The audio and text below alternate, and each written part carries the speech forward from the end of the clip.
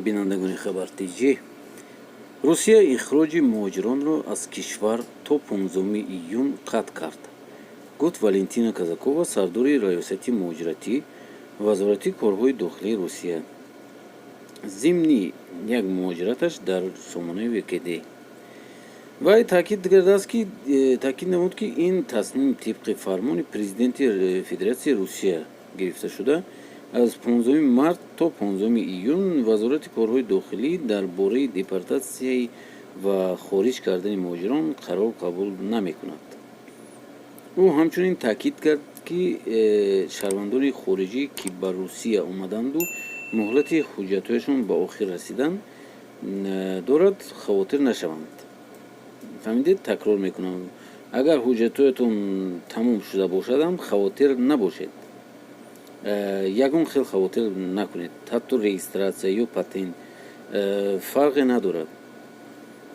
аз 15 март то 15 июн патентҳо, иҷозатномаҳои корӣ, раводид, иҷозат барои истиқомати муваққатӣ, иҷозат барои истиқомат, ҳамаи ин ҳуҷҷатҳо ба муҳлати 90 рӯз дароз карда мешаванд, гуфт Казакова. Ғайр аз он, вай шаҳр дод, ки он ҳуҷҷатҳое, ки ҳоло дар дасти муҳоҷирон қарор доранд, бекор карда намешаванд.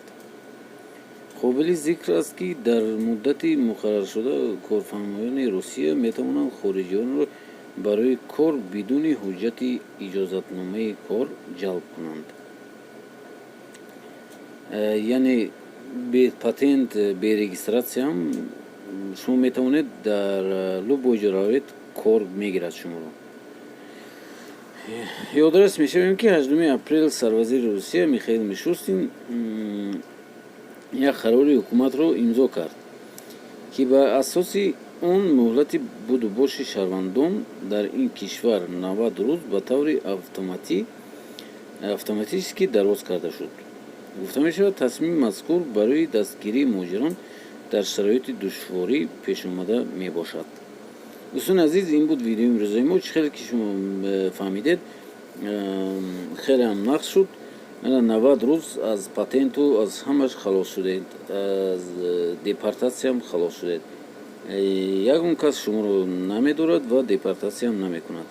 Ягон савол боша, ҳатман нависед дар комментария. пули патента наспуред.